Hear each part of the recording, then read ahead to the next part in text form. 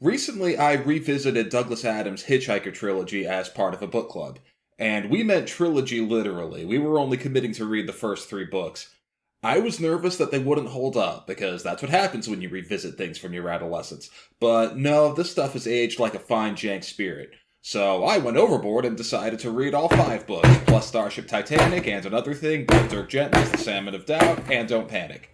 I'm working on a full review / personal reflection type essay, but those are hard, and while I'm figuring out exactly what I want to say about the books, I just want to talk about the books. The cover art, the layouts, the reprints, the presentation. I hope it's a worthwhile thing to discuss because there certainly seems to be a hell of a lot of them. Used bookstores will pretty reliably have at least one copy of the first five, but it seems to be a different copy each time, and I had no idea if the publishers were just occasionally changing the cover art or actually revising content. A technically correct but ultimately useless answer? It depends. There are in fact so many prints that a comprehensive list would be both impractical to make and boring. So in what I hope is a practical compromise, I've tried to be definitive about the UK paperbacks by Pan Macmillan, the original UK hardcovers, the US releases by Random House, all through various subsidiaries, and the 1980s pocketbooks editions. The many omnibus versions out there are out of scope. Afterwards, I'll cover some selected editions from other publishers, including some non-English translations. And mostly for thumbnail purposes, I'm going to rank them on a tier list. Now, this is the version I grew up with, the mid-90s Ballantine editions. Strong artwork, but definitely not the best paperback edition. We'll get to that. But this print is the one I'm most sentimental about. However, this is where it all started. Released by Pan in the UK in 1979 with cover art by Ian Wright working for Hypnosis. The Hypnosis design group is best associated with Storm Thurgeson, who will be appearing later. Wright has had his own accomplished career. There's some great documentaries and articles on his work, but I haven't been able to find anything talking about this image. This cover has grown on me, but it's kind of hard to talk about because of its non-objectivity. When looking online for this cover, it seems like none of the images were of good quality, and it turns out it's because the art is intentionally out of focus. I think The Hitchhiker's Guide to the Galaxy by Douglas Adams is blurry. That's the problem. It's not the photographer's fault. Stuart Wilson, an artist with Pan Macmillan who designed some later covers himself, wrote a great blog covering several of Pan's editions. Wilson states the blurred image represents the infinite improbability drive. I haven't found anyone else asserting this, and I'm kind of skeptical, but I want it to be true because it would give some symmetry to another one of my favorite sci-fi satires. They've gone to plaid. Note the appearance of the words "Don't Panic" written in friendly letters on the reverse. Whether that counts as large or not, I'll leave to you to decide. In a foreword written for the 2009 Pan editions, Russell T. Davies of Doctor Who fame commented on how much he loved the paperbackiness of this book. My modern sensibility tends to think of the hardcover as the real one, but these books were meant to be consumable, accessible. This almost feels like a pamphlet compared to the American paperbacks that I'm used to, which have a smaller footprint but are thicker. I love the original order form for the BBC album on the back here. In Don't Panic, Adams commented on how many people sent in the form, despite the fact that it meant you had to sacrifice the last chapter. Inside, the font is clean and easy to read, extra impressive given that this copy is about 43 years old. They're not all this good. The cover art to the sequel, 1980's The Restaurant at the End of the Universe, at first sight might seem like a cop-out, but this does a lot with very little. Instead of a solid black or a generic Starfield background, we have glowing galaxies in the background. This art is by Chris Moore, another prolific artist. His specialty is in sci-fi book covers. And like right before, I haven't been able to find any discussion of this image specifically. Being the 90s kid that I am, I can't see an image like this without being reminded of the Hubble Deep Field. Whatever the source, this cover conveys that deep space feel that's essential to the series. I really like the cursive neon restaurant sign. Makes me feel nostalgic for a decade I can't even remember. And finally, the star. A small detail, but in the book, Milliways, the titular restaurant, has a star-shaped layout. I love when cover art seems random at first, but gains meaning as you read. Looking at these two examples, I want to talk about the role of cover art. It's an advertisement for the book. Especially in the pre-internet era, it was supposed to catch your eye across the aisle on a bus or on someone's coffee table. Ideally, I also want the cover to give you an idea of the setting, and especially the tone, without spoiling plot specifics. That's hard, and I think these two do a pretty good job. With that in mind, let's look at 1982's Life, the Universe, and Everything. It's funny how something can be so familiar and yet uncanny. This is a pop-top, otherwise known as a pull tab from some kind of aluminum can. If hearing me explain that makes you feel like I'm insulting your intelligence, please understand, I'm insulting myself. Because for months, I was only like 90% sure that this is what it was. I've never encountered a pop-top shaped exactly like that, until last month when I noticed it at a popular international foods chain. And now, of course, I regret not getting a picture because it was on something weird like canned barbecue sauce or something. Anyway, unless this is supposed to be the tab from Arthur Dent's Lost and Found can of Greek olive oil, this image has absolutely nothing to do with the rest of the book. Beyond the cover, a notable artifact from the writing process. According to Don't Panic, during writing, Adams lost a few chapters, as in somehow he misplaced the only hard copies.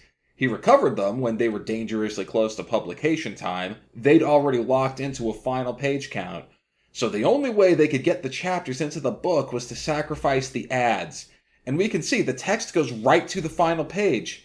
So in a way, Douglas Adams accidentally created an early instance of ad blocker with this book. I don't actually dislike this cover, I just don't love it like I love these two. No, in order to cross the boundary to genuine dislike, we have to go to So Long and Thanks for All the Fish. For the first three books, hardbacks with different covers were published by Arthur Barker in the UK.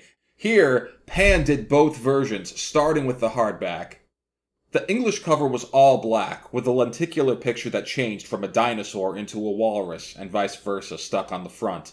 There are no dinosaurs or walruses in So Long and Thanks for All the Fish. Adams saw the design while writing and tried to make it relevant. In an early pitch, he described an ultra walrus with an embarrassing past, but that didn't make it into this or any other Adams book, sadly.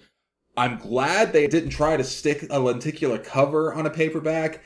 That locks them into using only one of the two pictures, and I prefer the walrus, so Pan gets a smidgen of credit for selecting the better bad option for the paperback. Remember what I said about tone? This is by far the most optimistic and upbeat of the books. This book is a romance disguised as a sci-fi. And we have an all-black cover and a small, as best I can tell, stock photo of an animal that seems incongruous at the start and remains so after you've finished. This looks like the cover to a $3 VHS you'd have found in a drugstore bin in 1993 featuring public domain clips with a special intro by David Attenborough. And I definitely want to watch that now. But it doesn't fit this book. It's not all bad, though. Two glorious design choices were made. I said I love the typesetting on Hitchhiker. Here, they use a thin sans serif font. I always find fonts like these more inviting to read. And instead of a blank line or row of asterisks whenever they have to do a POV jump, it uses this double fish graphic. Both of these elements disappeared after the 90s, and they are sorely missed. What I have to say about the mostly harmless paperback only makes sense if I talk about the hardback first. As with Fish, the hardback released before the paperback, this time published by William Heinemann Limited. For reasons unknown, Pan did not reproduce this cover art, but they clearly took notes. I think the fact that they both feature a pink arrow is a giveaway. Now, I have definitely overthought this. That goes without saying, but I'm saying it. In my overthinking, I've concluded. This is funny, and this is not. This is funny for the same reason the coyote falling off a cliff and fading into nothingness before we see a tiny dust cloud is funny. A quote attributed to Mark Twain defines comedy as tragedy plus time. I'd like to amend that to tragedy plus distance. Hey, we're all general relativists here, we know they're the same thing. The more you trivialize and minimize Earth, the better suited it is to the tone of the series. Where Sagan sees a pale blue dot, Adams sees an utterly insignificant blue and green planet.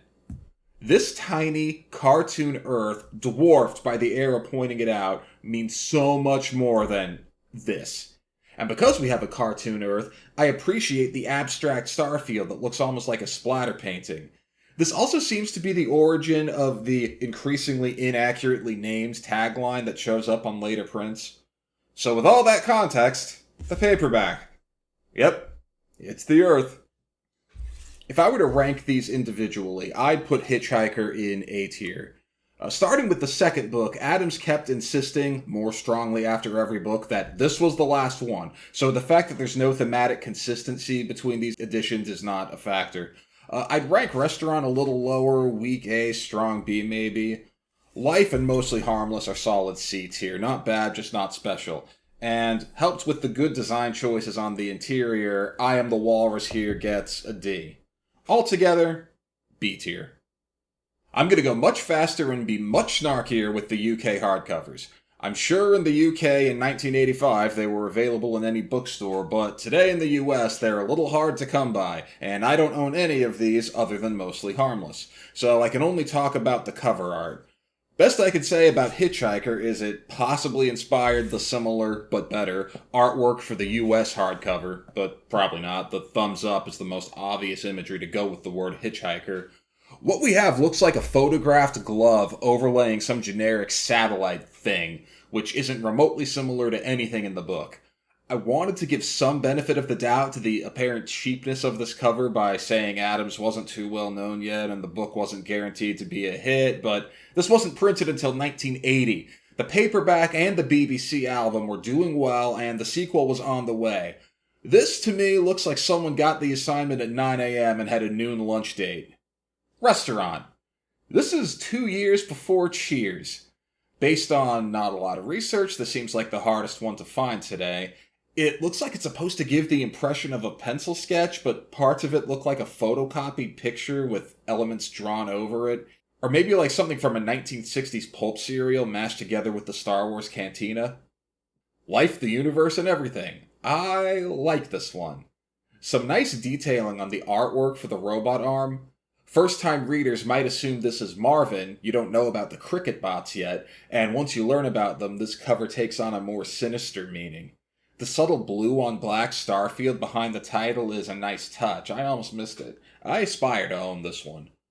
The only thing I have to say about Fish is, if I were the benevolent dictator of book publishing, I would ban lenticular covers.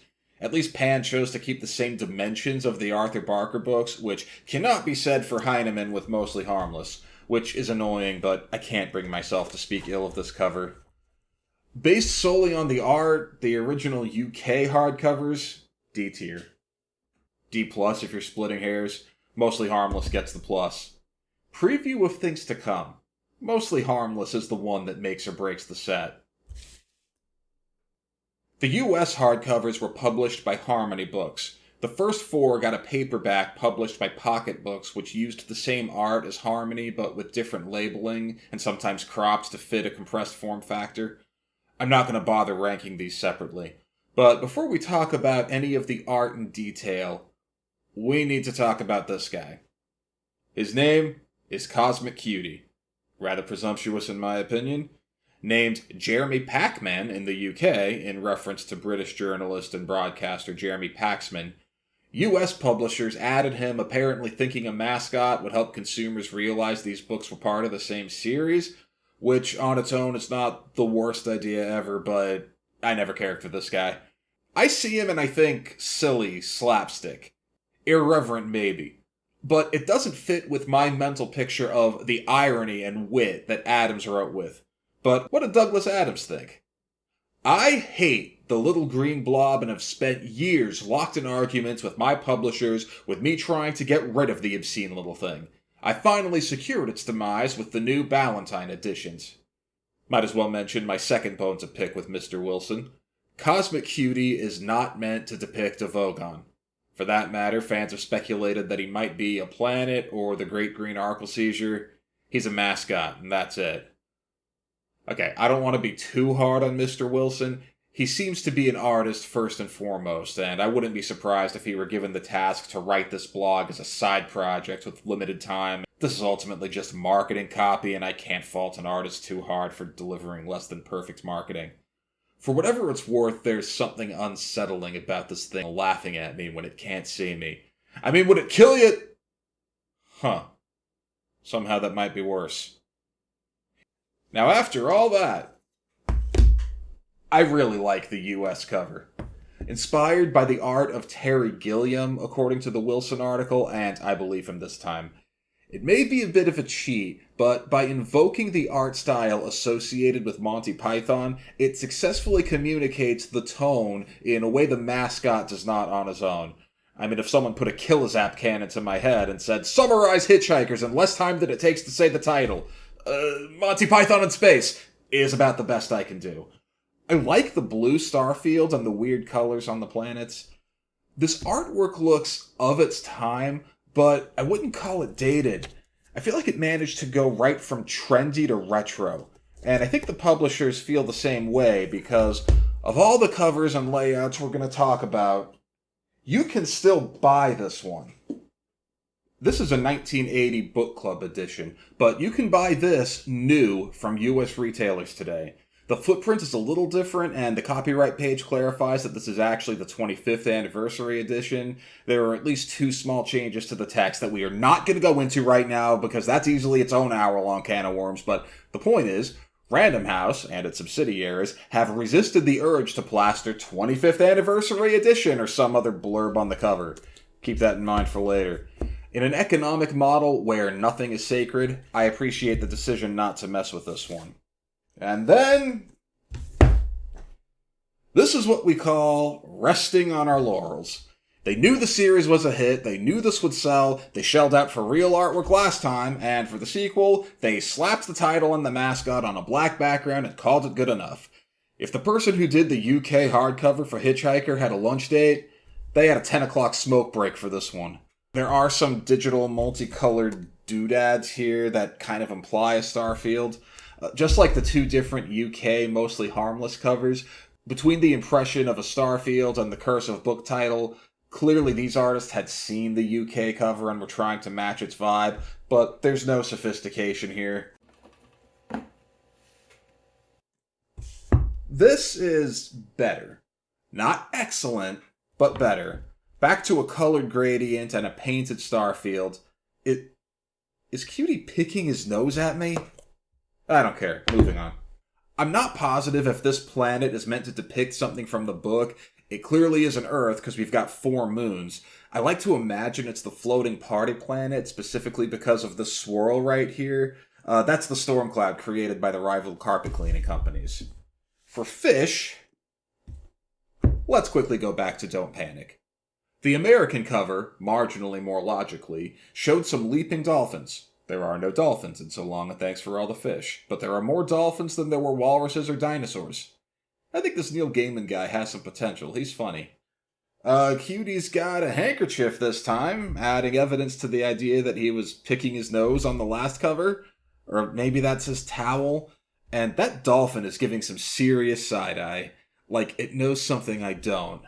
Of course, in this universe, the dolphins do know something we don't, so benefit of the doubt, it was intentional. There's just one thing. This book is missized compared to the rest of the US books. On both editions. Less so on the paperback, but why? And finally, a third variation on a theme. Of all the details to get hung up on, Earth is not that big a deal. Yes, part of the book is set on Earth. You know how many other books are partially set on Earth? All 5 of them.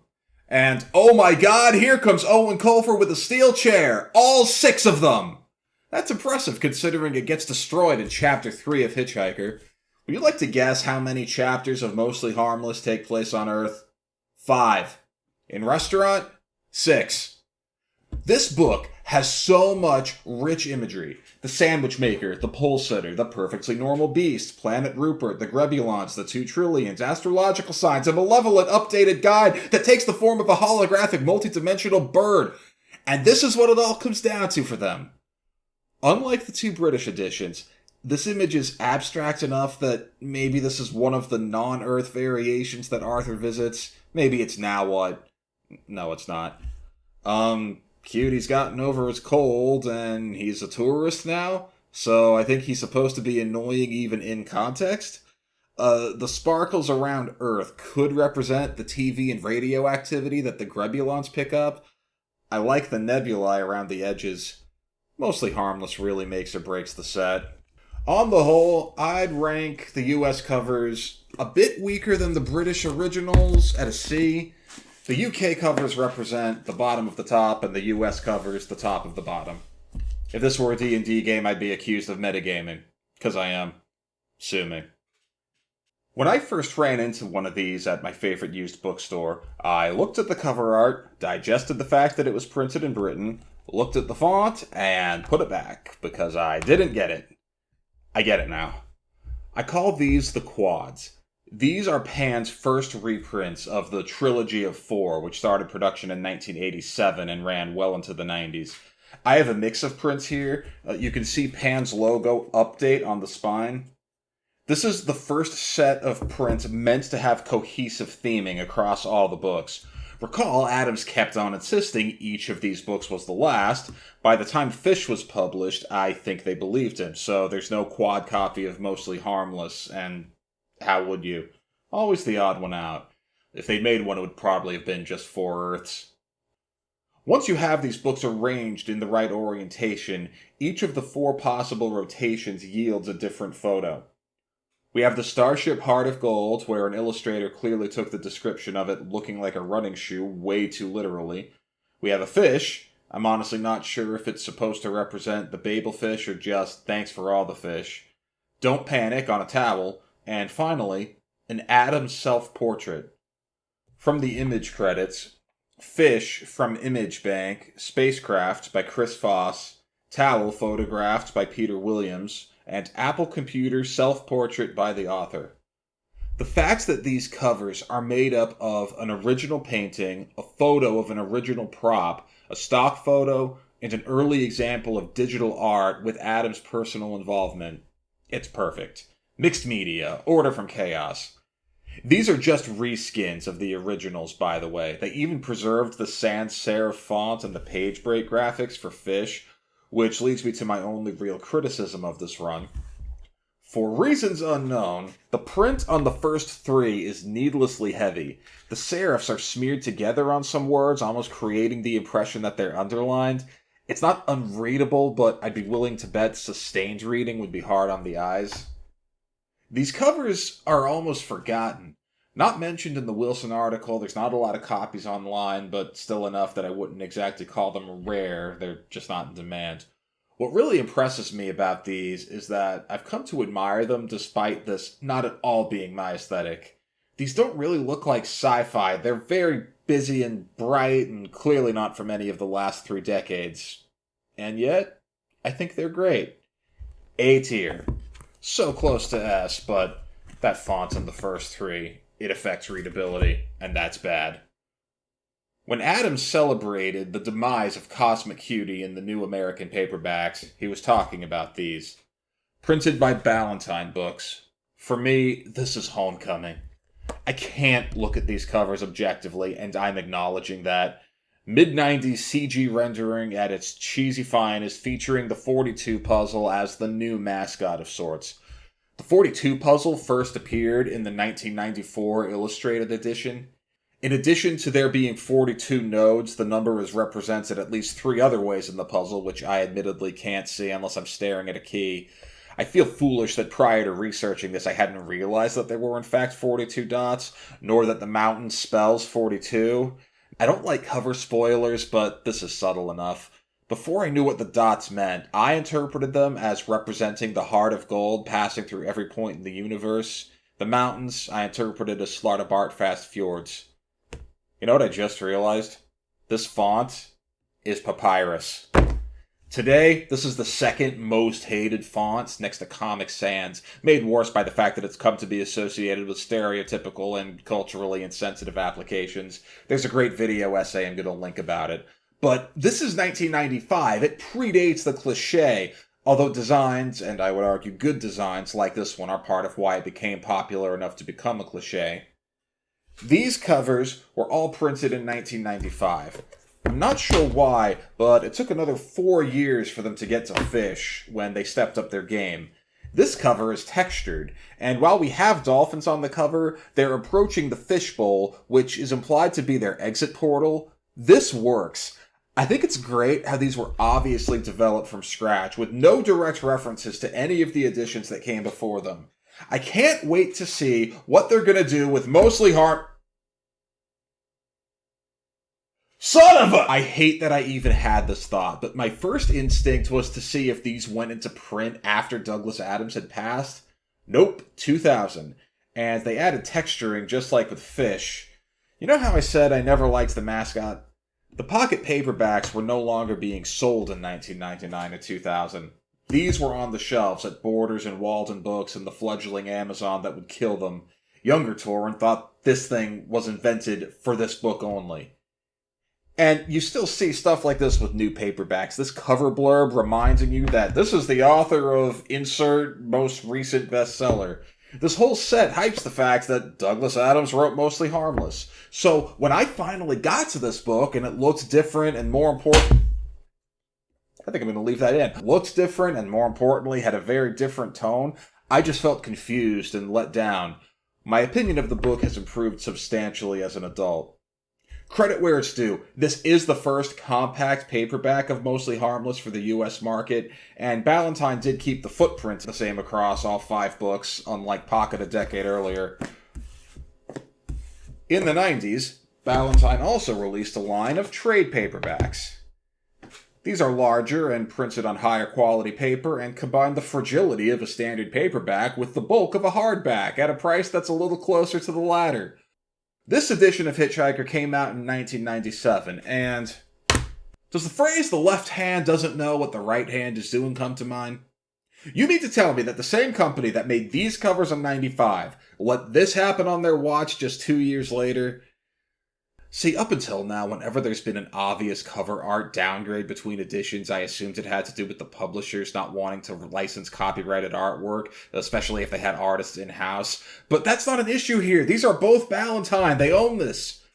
For a zany sci-fi franchise, you know what font is worse than papyrus?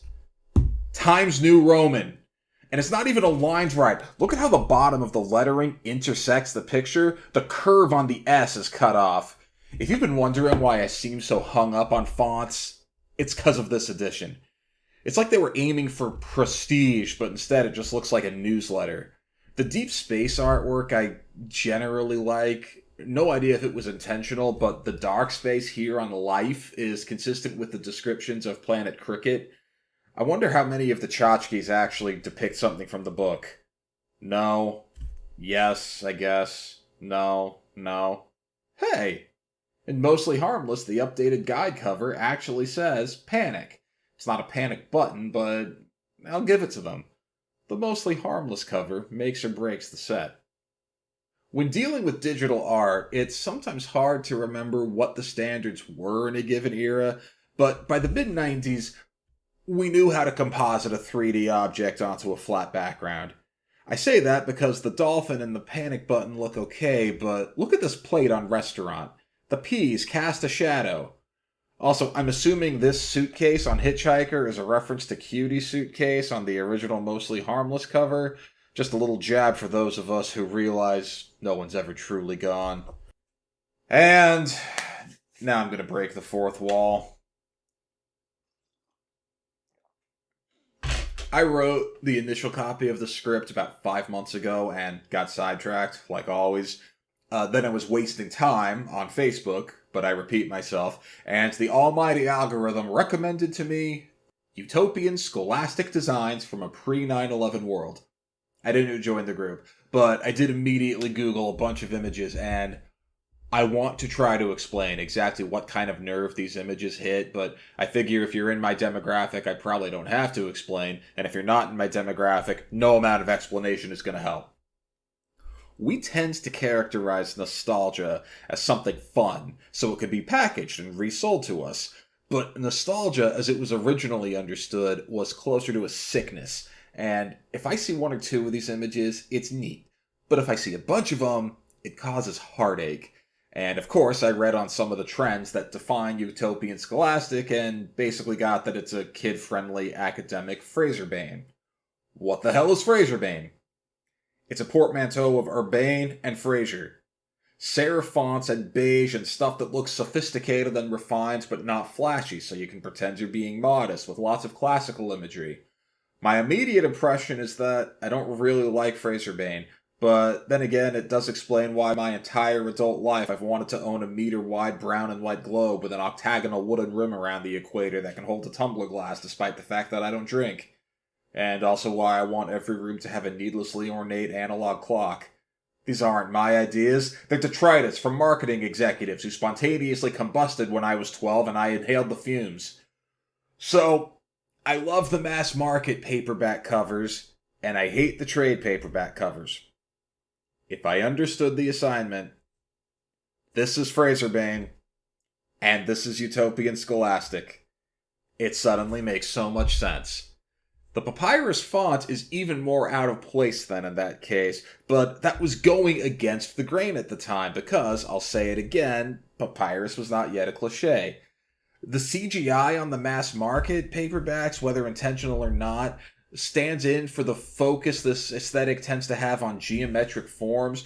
We have perfect spheres, and we have a chair made out of simple, unadorned polygons with no texturing. These dolphins are more like a holographic impression of a dolphin. You can even see some edges on it. Meanwhile, I think the biggest problem with the Fraserbane aesthetic is that it implies a level of seriousness that makes it hard to be goofy or quirky. I wonder if that factored into the decision to use a more neutral suitcase here instead of the Cutie. Granted, Utopian isn't exactly humorous either, but it's wholesome and optimistic, and that kind of techno-optimism is what I felt when I read these, and what Adam seems to have felt for the last decade and a half of his life. I said I couldn't be objective. Feel free to yell at me. In spite of Mostly Harmless not matching the rest of the set and the presence of Papyrus, I'm going to put the Ballantine mass market paperbacks in the A tier. The trades? There was definitely a better way to set the title. I'm going to give these a weak C. Worse than the Harmony covers, but still better than 4/5 of the UK hardcovers. In September 2001, Douglas Adams passed away unexpectedly. All that follows would have been created without the possibility of input from Adams. With the possible exception of this set. I'm not sure, it all depends on how far ahead discussions began, but I really hope he got to see this art. Released in 2002 by Pan's Picador imprint, these are the UK's first trade paperbacks. If someone put together a focus group, specifically to try to sell me something, they might have aspired to create something like this. Pan started with Hypnosis in 1979, and for the first Hitchhiker release of the 21st century, they went to Hypnosis founding member, the legendary Storm Thurgeson. Thurgeson has probably had a hand in 2 or 3 of your favorite album covers. These aren't his most famous works, but they mean the most to me. As a Rage Against the Machine fan who was bummed about their breakup, I appreciated his artwork on Audioslave's first album, and Dream Theater has been my favorite band for about 15 years, and he created, albeit with mixed reception, the Falling Into Infinity cover. And I'm not just pointing this out because these are a few of my favorite things. It'll come back around. These are Chekhov's pole sitters right here. Oh, one of the things he and Dream Theater fought over? Fonts. Thurgeson was the most famous name attached to this design, but it was a group effort. Peter Curzon, Jessica Chaney, and Rupert Truman were involved as well. The result was this beautiful box set. Even still in the box, I'm already excited. It's the little things like Adam's name spelled out across the spines. We have consistent and thoughtful theming across all 5 books. This double circle design that connects each book to the next. The quads walked so the Picador covers could run. And they ran, if you'll forgive the pun, circles around everything that came before them. Or honestly, since. Yeah, it's a crime that these ever went out of print. I kinda want someone arrested. Am I overselling these? Yes. Am I gonna keep going? Also yes. It's hard to do a piece of art that looks comedic without looking silly. Nonetheless, I think this captures the tone of the series. The unregarded yellow sun of the former Earth, and the longed-for cup of tea that Arthur never gets until the second book. Something serious, majestic, quite literally cosmic, next to something ordinary. The winding dark gray and black twisting roadway suggests the hyperspace bypass that'll never be built, and of course the School of Goldfish stands in for Babelfish. A new reader would not be able to make any sense of any of those details, but the art looks pleasing enough to stand on its own. And after reading, every one of these details gains meaning, but no major plot spoilers at first glance. And he didn't go for the obvious. There's no 42, no thumbs up, no towel. On Restaurant, we have, I think it's the Golgafrinchian gin and tonic that tastes like a whiskey soda with an almost subliminal earth in the background. The background is Disaster Area's stunt ship, and, okay, I don't know what this Ninja Star space window thing is. Is that the dome at Milliways opening up to show you the end of the universe? I don't know, someone let me know. Unlike the universe and everything, the disco ball is the flying party, and Italian food is part of the Starship Bistro math. And we have the Wicket Gate. This is the first Life cover to bother to include a cricket reference. The fish cover uses actual fish on the background, no dolphins. Inside the circles, we have a loose interpretation of Wonko the Saint's asylum. The background texture to Mostly Harmless is a sandwich. Arthur Phillip dead, halfway between the sandwich and the stars. Oh, and you see the pole sitter? It's reused from this album cover. I think Storm went through a pole sitting phase. See, I told you it came back. Adam's name is written in this retro-looking kind of synthwave font, while the book titles themselves look like an 80s computer terminal. The layout and the font on the inside is consistent across all 5 books. The only ad is a single text-only referral to the publisher's website. No forwards, no sample chapters. We have the copyright page, the book, and a single ad. Quick review of how we got here, just to highlight how significant this is. The original UK paperbacks have no consistent theming. Same with the UK hardbacks, plus Mostly Harmless is substantially bigger. In the US, Fish is too small in both form factors. Pan never released Mostly Harmless when they did the quads, nor did Pocket in the US. It took 8 years for the US to get a mass market paperback of Mostly Harmless, but they didn't retheme the cover. The US trade paperbacks from '97 and this Picador set from '02 are the first truly unified Hitchhiker sets, and the Picador set is so many light years beyond the US books I hate even mentioning them together. Okay, lest you think I can only gush about these books, I have a small gripe. The first 3 books use a different image for each of the 2 circles. The final 2 use the same image obscured by something, like we're looking through binoculars. On Hitchhiker, I imagine the teacup continues past the edge of the page, but I don't feel like I'm missing anything by not seeing it. I'm not looking through something at the teacup, I'm just looking at a teacup. Whereas on Fish, I feel like I might be missing a detail on the asylum here. Still, these are the tiniest of issues. Also, these versions, at least in the first book, contain about half a dozen revisions, deviations from the original text. We're talking really small stuff here. I keep alluding to this, but I think text revisions are a fascinating, if incredibly pedantic subject for a different video, but I'll give 2 quick examples. On the final page of Hitchhiker, Zaphod is trying to bang his brains into shape with pangalactic gargle blasters. Earlier versions say brain. This is a tiny improvement, as Zaphod does in fact have 2 brains. A change that I think doesn't help, though. In Chapter 3, as Ford leaves the pub, the barman checks his throat rather than clears it. These changes mostly carry forward into later Pan editions. This is one of the many reasons that I hope Adams had some involvement with this set, being released so close to his death. Did he know about the revisions? Did he care? It should go without saying, but Storm and Company did an outstanding job here. S tier. In 2005, Pan released a commemorative edition paperback, resurrecting the original covers. I actually bought this print of life by accident because I failed to notice the literal fine print in the postage stamp-sized thumbnail. That's on me. and I sneaked a commemorative copy of Mostly Harmless in earlier. I'm okay that they reprinted them. In fact, I'm happy they did. But I dislike the simulated wear and tear. This right here is not the cover being warped. It's printed that way. There's also a very fine impression of a crease in the corner. That's printed as well.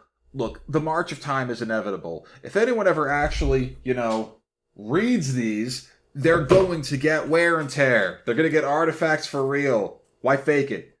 I'm pleasantly surprised that they used the original Pan logo in the corner. Usually when a company rebrands, they engage in a campaign to mercilessly erase all signs of any earlier trademarks.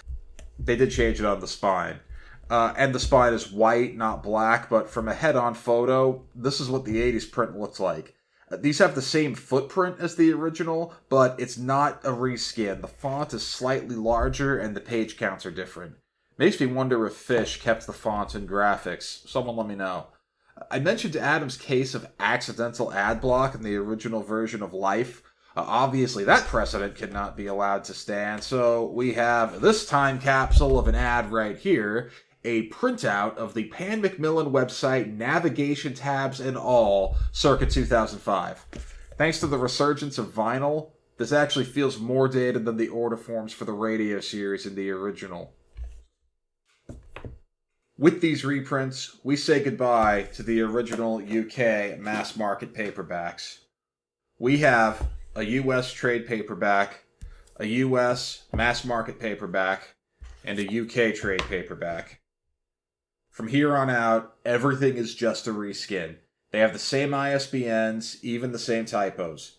To add to the confusion, individual titles within a set haven't always been refreshed together. Related, I noticed this little artifact on the Amazon ebook preview. It'll often show you one cover before quickly flipping to another. Historically, Ballantine Books, an imprint of Random House, has been associated with fantasy.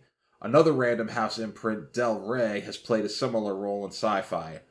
I'm not sure what happened behind the scenes, but the franchise slowly transferred from Ballantine to Del Rey, with this awkward middle period where the books show both imprints. Spoiler, Del Rey has never made a good cover. Feel free to tell me how I'm wrong. In 2005, these covers were released, featuring a black and white photo of Adams over a monochrome shape and a trinket in the corner, but only for the latter 4 titles. These images are better associated with the audiobooks read by Martin Freeman, who played Arthur Dent in the movie, which I mentioned because I think this helps explain why Hitchhiker never got the refresh. Before the movie came out, Hitchhiker got a new audiobook read by Stephen Fry, and it originally used the movie cover. Then, after the movie, Freeman read the other 4 books, and that's where these covers come from. Just to add to the confusion, all 5 of the unabridged books were read by Adams himself in the 90s for the BBC. For those playing at home, the audiobooks featuring this photo of Douglas Adams are not read by Douglas Adams. This little rectangle with an object representing the book isn't particularly special on Restaurant Life or Fish, but this one, that's Trillian. More accurately, Tricia McMillan, the version who never left Earth, and she actually looks like how the book describes her without being glammed up or having her skin lightened. Say it with me, Mostly Harmless makes or breaks the set. I'll collectively put these 4 books in the C tier, but Mostly Harmless is an A. Further evidence that these were meant to promote the audiobooks, after a while, they reverted back to the originals. If you try to buy a new trade paperback today, this is what they're still selling after 26 years, making these second only to the Harmony cover for the first book, the longest-lived artwork representing this franchise. As for Hitchhiker, the book got the tiniest revision in 2009, which I've been cheating, and that's what I've been showing you since the beginning. This is the year Owen Colfer's And Another Thing came out, and a 3-page foreword by Colfer was added, and a printed decal advertising it was added to the cover. I already mentioned my fondness for Russell T. Davies' foreword for Pan. Colfer's is, look, in The Salmon of Doubt, there's a reprint of a foreword that Adams himself wrote, in which he spent his requisite word count just snarking about how much it sucks to get conned into writing a foreword. And, I think Colfer should have heeded Adams' warning on this one. On the mass market paperback side, I may need something stronger than tea for this.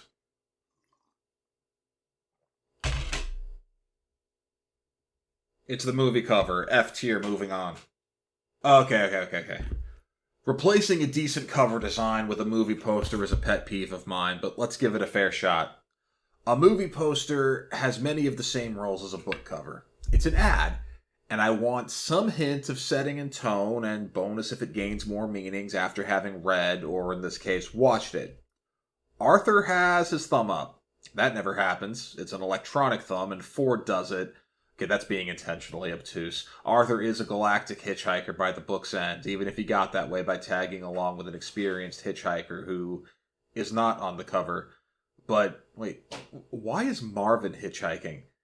I may not even realize he's an android. I mean, it looks like they're in space, so maybe he's an alien or someone in a space helmet? Whoever he is, it looks like he and Arthur are buddies. And they're standing in space? Earth isn't destroyed yet, but Marvin's here, so maybe that's the reconstructed Earth at the end. But then why is Arthur trying to hitchhike away from it? As for the tone, I guess this looks like a lighthearted adventure story, which fits the tone of the movie, but not the book. But this is on the book. I was right the first time, F tier.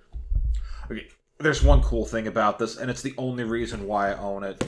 There's about 100 pages of behind-the-scenes info added to this, including a section by executive producer Robbie Stamp. It's informative, and due to Stamp's obvious fondness for Adams, it's at times touching.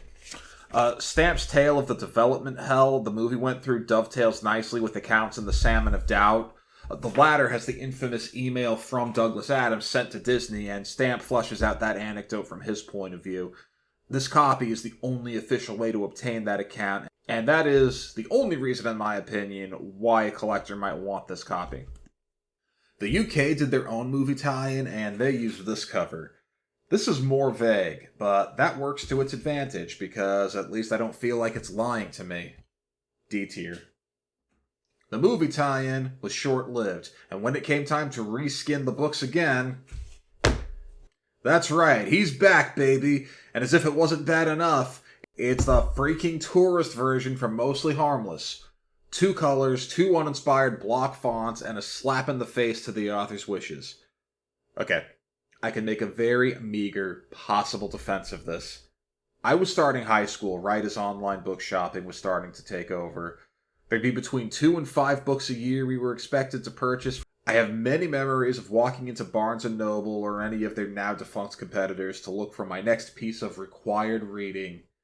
Every now and then, you get a book with a cover so famous it never changes, but usually you get something like this. A title and an author where most of the creative expression, if you can call it that, comes down to the fonts and color palette, and maybe you get a little mascot or icon. This is how affordable copies of serious literature tends to be sold. The publishers know full well there will be little impulse purchasing. People are buying these books because they need to. So, in the mid-2000s, with the author having passed away and the reputation of the book well solidified as a much-loved and highly influential work, this bare-bones presentation makes a bit of sense. I feel like this is a weak explanation because, fans though we may be, I don't think it's getting assigned in a lot of English classes. It's well-written popular fiction. Based on this cover alone, I'd probably throw it in the D tier. It's uninspired and out of touch with the late author's wishes. But this isn't the only book. This is a continuation of the same reskin. And it's worse than you think. We now have 3 different fonts and 2 different color schemes for the series name, the author name, and the book title. Depending on which print you have, the franchise title at the top may be this flat version, or it might be this 3D version, which is from the movie, adding another layer of confusion. Why is the series title 3D, but the rest of it's 2D? And look at these book titles. I call these the Twilight Zone covers because this jagged, uneven capital lettering reminds me of the title cards of the original Twilight Zone. And there, it works, but because of that association, this reminds me of campy horror. And as if we needed more unflattering reminders of the Twilight Zone, check out the item they used for Life. It's a big eyeball. There can be covers I don't like, or that I find lazy, and I usually put those in the D tier. To be F tier, you have to do harm. Lying to me is a good way to do it. Being so ugly that I wouldn't want someone to see it on my coffee table is another way. Folks, these covers are harmful. These are F tier. Okay, that's enough of Del Rey's madness for now. Time to be positive. Right after I deliver another equally apoplectic, albeit much shorter rant against Pan because, what the hell? When they decided it was time to move on from the Storm covers, they went with these designs by Crush. So-called, I assume, because it describes what they did to our spirits. The first prints of these books had a bare Starfield cover and came with a sticker sheet with various icons from the series that you could put whatever you want on, so every copy would be unique. Every sticker is going to peel off eventually. You know that spot you inevitably get when you buy a used book that's been on the shelf for a while and you have to remove the sticker with rubbing alcohol or something? Yeah, imagine the entire cover inevitably turning into that. After that had run its course, they just released these copies with no stickers, but the same design. This seems like a real-life example of the kind of committee-driven groupthink that Adams frequently lampooned. Before Crush went with the sticker idea, early concept art shows examples that, while still inferior to the Storm covers, look like actual book covers. This, to me, feels like the worst kind of compromise. On a bad day, you could maybe persuade me to make these F tier as well, but they have one saving grace. I really like the extras. I extolled the virtues of the Storm covers for having no supplemental material, but a frivolous gimmick is the best these things can hope for. A different author wrote a foreword for each book. Davies for Hitchhiker, Terry Jones for Restaurant, Simon Brett for Life, Neil Gaiman for Fish, and Dirk Maggs for Mostly Harmless. We also have things like newspaper clippings and Adams' correspondence with publishers. There's just enough to secure this set's ranking in the D tier. Alright, things are finally looking up. In 2016, Pan released a new set with cover designs by Stuart Wilson. I've been hard on Wilson. I like what he did here. Here's what Wilson says of his own approach. I wanted the jackets to feel like a collector's edition or a special edition, with a sophistication to the design. It felt important to convey that Hitchhikers is not just a sci-fi cult read, but a modern classic. I think he succeeded. I get the minimalism and the simple color palettes. Restaurant menu, cricket ball, bubbles, with no dolphins. But how about the book that makes or breaks the set? Let's take a look at... Yeah, that's the one. Nothing's gonna beat Storm overall, but this is the best individual cover for Mostly Harmless. This is clearly inspired by the original cover, but it surpasses it. Earth is gloriously trivialized. The arrow is everything. It implies magnitude and direction. It could be the Grebulons taking aim at Earth, or maybe Arthur Ford, Random, and both Trishas converging on Earth. The dark blue sprayed edges are a nice touch, and the forewords introduced by Crush have stayed. I think they're going to stay for a long time. Ah, Mr. Wilson. A tier. Wilson and his colleague, Justine Anweiler, continued their work with this minimalist Babelfish cover. Some background, this was part of a promotion Pan did to celebrate their 70th anniversary. Few colors, simple shapes, the same all lowercase font for all the books. So, with all that context, this maritime flag-looking fish, beautiful. Within the confines of the project, I'd easily rate this in the A tier. Compared to all the other Hitchhiker covers, though, I'm going to give it a C. Average, no harm, no foul. In 2017, Del Rey finally retired the Fraser Bane cover for Hitchhiker only, and transitions to the towel cover. In 2021, this 42nd anniversary graphic was added, and this remains the trade paperback retailing in the US today. Twine Graphics out of Tennessee is credited for the towel embroidery. At this point, I'd expect an image like this to be entirely digital, so I like that it's a practical photograph. I know I dunked on this form factor earlier, but if I pretend just to be a normal person for 5 seconds and think about sitting down and, reading the book, these are actually pretty nice. The compactness of a standard paperback can be challenging. You always bend the spine, and hardbacks have no bend factor. My obligatory complaint, The digital watch on the reverse is the wrong size compared to the texture of the bath towel it's supposedly sitting on. Well, it's still B tier. Low B, though. I mean, it's a towel that says 42. Twice. Still probably my favorite Del Rey cover. Speaking of which, this is Del Rey's latest reskin of the mass market paperback. A further cartoonified version of the Cutie continues to mock us. A very heavy bubble font has been applied. The same 42nd anniversary sticker that graces the trade paperback has been added on. And we have a series of sticker-like icons placed randomly across what looks like a blurry Starfield background. But it could just as easily be, I don't know, fireflies or the inside of a champagne glass or something. Yeah, in case I'm not laying it on thick enough, I think Del Rey copied the Crush covers. That's right, some of Del Rey's best covers look suspiciously like Pan's worst. Regarding their choice of icons, Del Rey did not do a terrible job, except on the first book. Like, 42 is so ubiquitous now, maybe it doesn't even count as a spoiler. I let it slide on the towel cover because they made it almost look like it could have been incidental, but a naive reader looking at this cover knows it must mean something, and the mouse, that sort of tells you the ending. Just, why do you have to use iconography from Act 3? Do a bulldozer and a petunia. The rest are a bit better. Take the restaurant cover. When you haven't read the book, you see steak and tea and you assume it has something to do with the restaurant. Then you find out the steak is from the Ameglian Major Cow. That's a memorable scene. And in Act 1, Arthur accidentally DDoSes the ship trying to get his cup of tea, and it actually works. That's right, nobody can beat the storm cover, but Restaurant is the only book where Arthur actually gets his tea, and freaking Del Rey is the only publisher to get it right.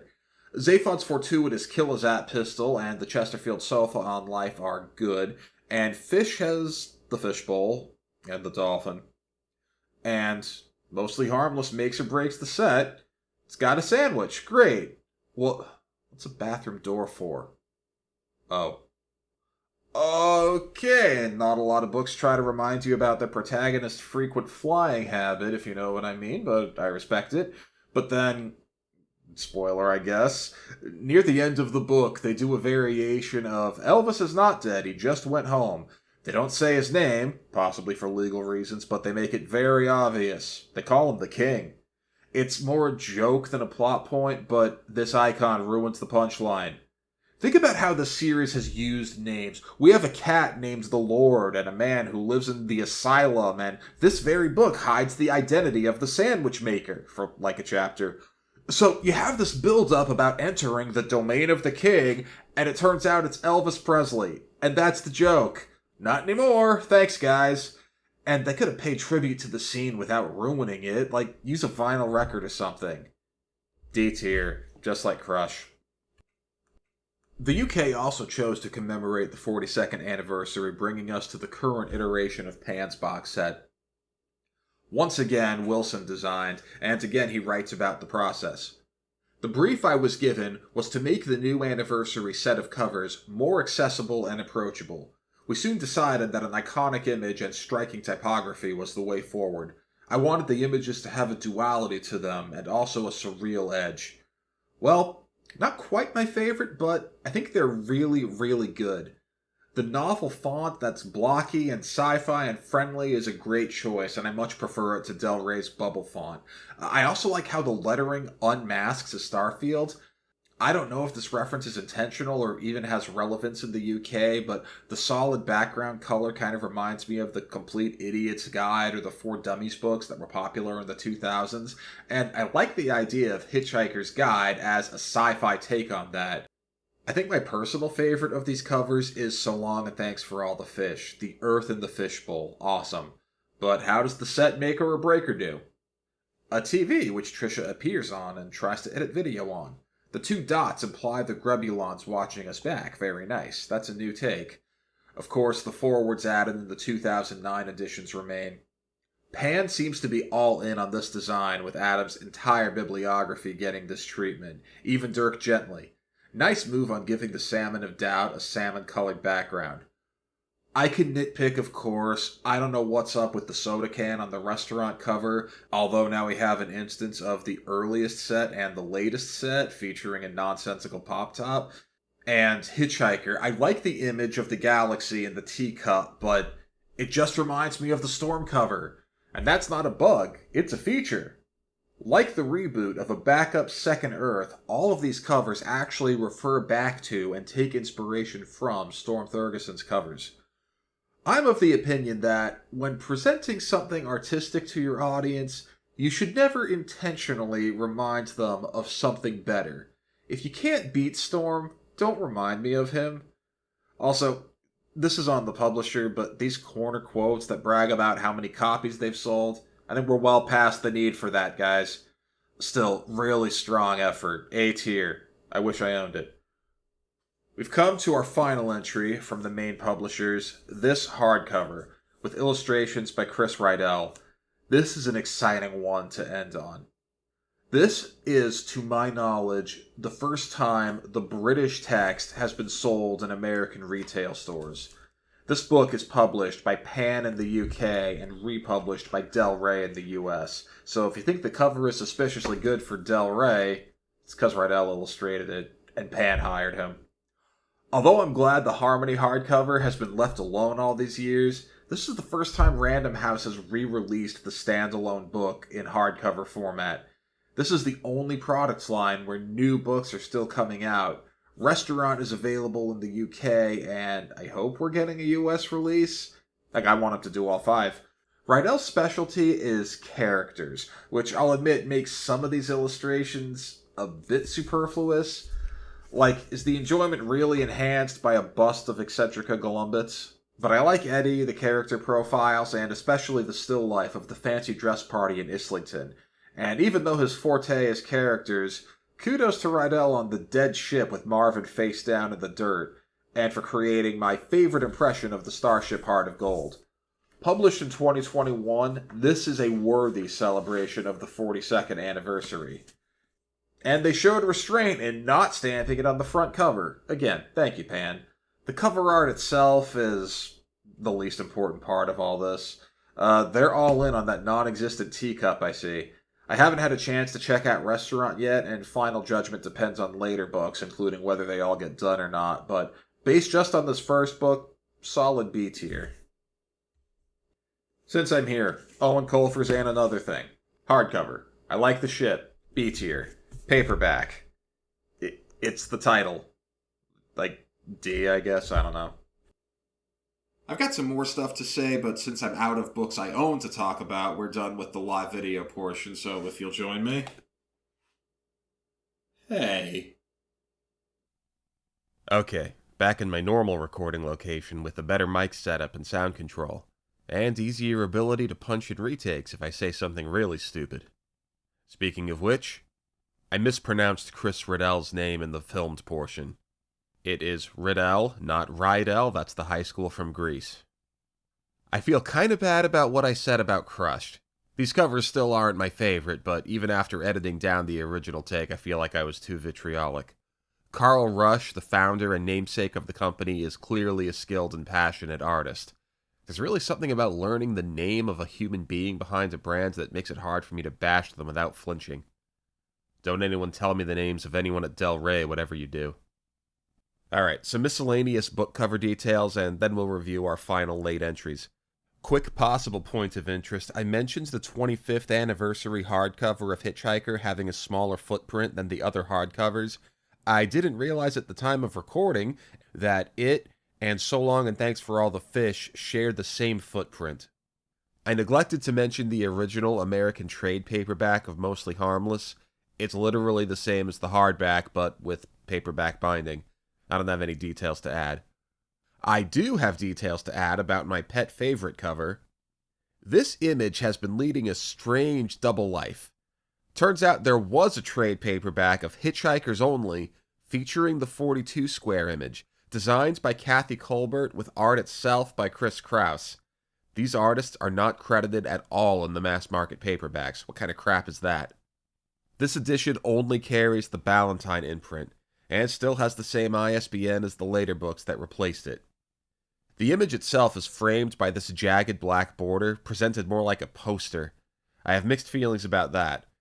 And the font on the book title is not papyrus.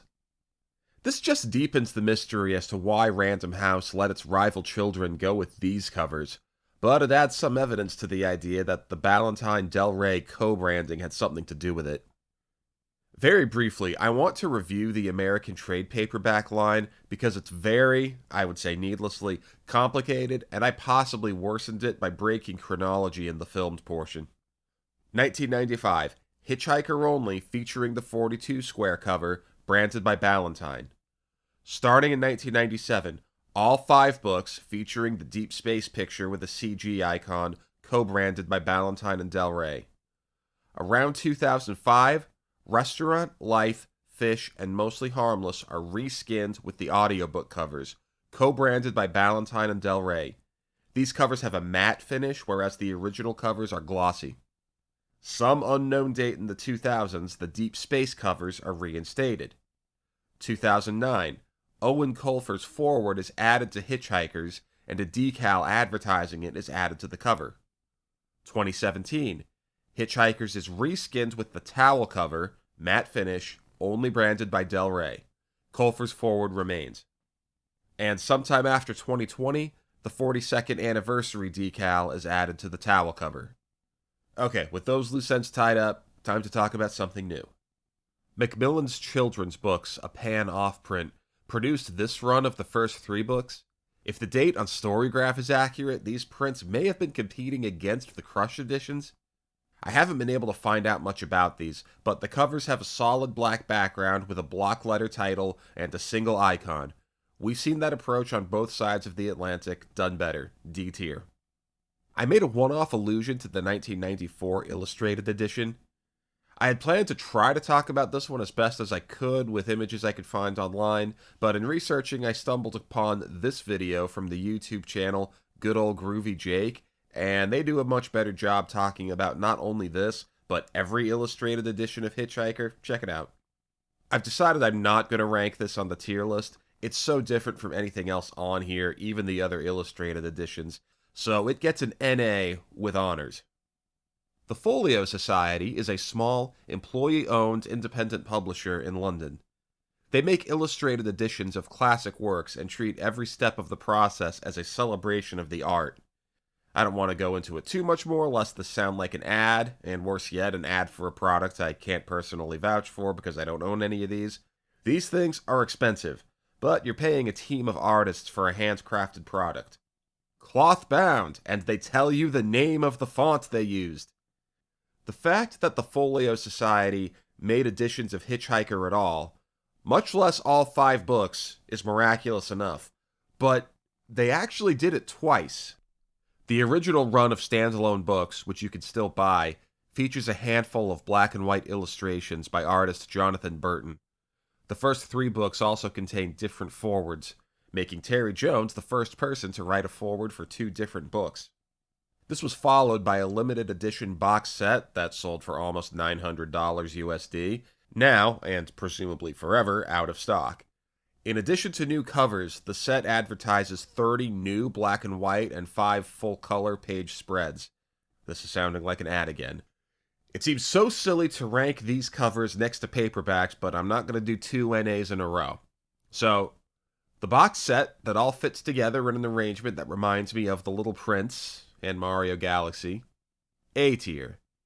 And the standalones depicting Marvin, Max Quartlepleen emceeing the end of the universe, an ending spoiler for the 3rd book, the dolphins fleeing Earth, see if you must put dolphins on the fish cover, that's how you do it, and Random Dent. Man, it's lonely at the top. And that's why Storm needs a friend. S tier. The Folio Society is not the only deluxe publisher to celebrate Hitchhikers. Gollancz, which is an imprint of Orion, I hate corporate mergers and spin-offs so much. Anyway, their SF Masterworks line has paid tribute to the first 3 books. I've kind of soured on these covers as this project has worn on. I don't care so much about the art style as I do the content. The restaurant cover is flat out horrifying. And what makes me really upset about this is, that's Zaphod on the cover. He carries a full third of the book, and I think he deserves a cover spot, but this reminds me of Sam Rockwell in the movie mixed with a car accident. On Hitchhiker, something about the shape of this guy's head, I just automatically place Rowan Atkinson's face on the reverse. Like, I expect this thing to somehow animate, turn around, and it's Mr. Bean refereeing a football match before reporting on the falling whale like it's a weather bulletin. As for life, yeah, don't talk to me about life. D tier. There's a newer cover of just Hitchhikers. It's quaint, I guess. C tier. I had these rated higher in the earlier drafts. Alright, at long last, I want to talk about some of my favorite non-English cover art. There are an overwhelming amount of translations to various degrees of completion. I ended up settling on 3 sets in 3 different languages that I wanted to showcase. First up, this German translation with what looks like paper collage art, like if Eric Carlisle did The Very Hungry Editor-in-Chief. Interesting take on the cricket bots. I'm gonna dock him a point for the fish cover, though. F***ing dolphins. And, okay, Mostly Harmless never seems to translate. But in the German, it seems like they didn't even try to get close. I'm relying on free internet translators here, but the title is essentially To Rupert and Back. That's a good title, especially if you interpret Trisha as the protagonist, although it breaks the pattern of there being no proper nouns in the book titles, and of every book taking its title from a phrase in the first book. Italian. From Mondadori Publishing, these delightfully unhinged covers are endearing in their complete refusal to show anything related to space or sci-fi at all. I'd believe you if you told me this was the theatrical poster for a European dub of any Bogart film. I'm specifically thinking of In a Lonely Place. Restaurant turns into a propaganda poster advertising your local boardwalk hot dogs and tattoo parlor while Boeing's troubles continue unabated. I don't know why I'm hung up on this after seeing the restaurant cover, but there are no toasters in life, the universe, and everything. A bit of the inspiration for this leg of the project. About a decade ago, some website or other introduced me to the wild world of Polish movie posters. If you've never browsed these collections, you owe it to yourself.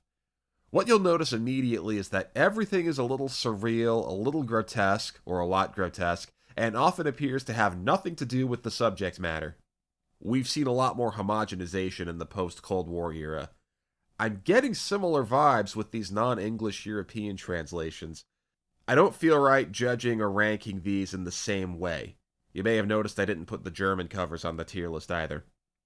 I was going to say I find something kind of sinister about the toaster, and as I was writing this, my wife walked in and said it has a goofy smile. And now I can't unsee it. Alright, we still got 2 more books. What can we learn on our modest multicultural journey? Good God, that is horrifying.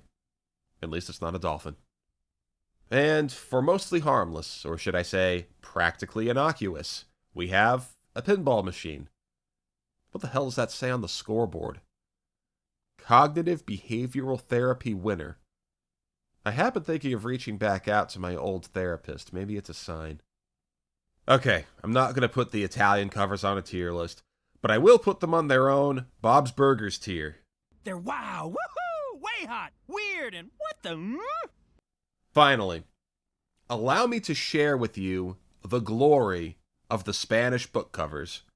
From Anagrama Publishing, first off, based on what's on their website, it seems no culture escapes the tyranny of the movie poster. Then again, this is available online at Walmart right now, so it's not exactly obscure. I'm not really sure what constitutes a complete set, so we're going to do them all at once, or else we'd be up all night to get through these. Ignoring the movie cover, we have the original trilogy in helmets, marred by the first non-English appearance of Cutie. We have the Robo-Hitchhiker again. I love this image. As do I love Wade Ripple from Elemental's cameo on the restaurant cover.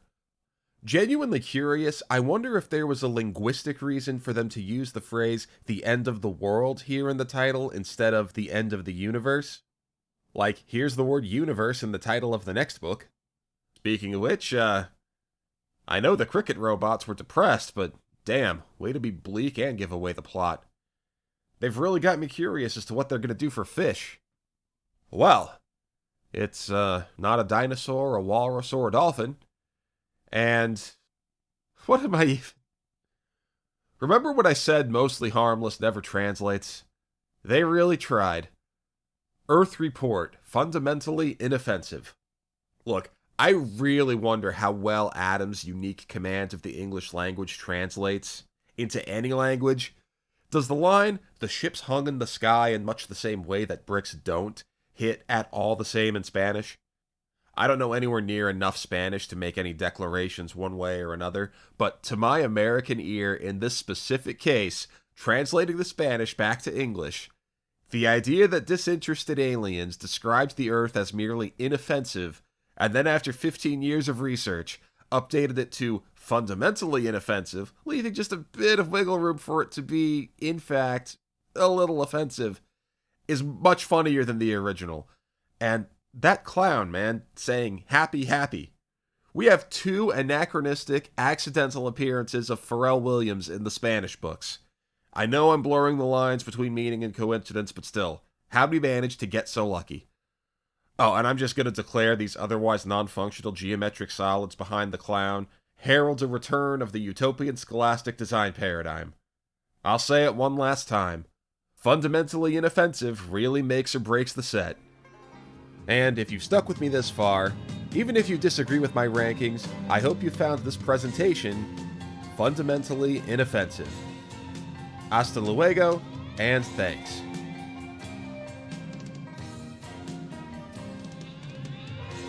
Some quick credits and shoutouts. The ISFDB wiki and Storygraph both proved invaluable in helping me track down all these different editions and in some cases get ISBNs and publisher names. In addition to citing the Stuart Wilson article extensively, I also want to shout out this piece by graphic artist Catherine Rosa Miller, and also members of the Don't Panic subreddit. Thanks a lot, everybody. See ya.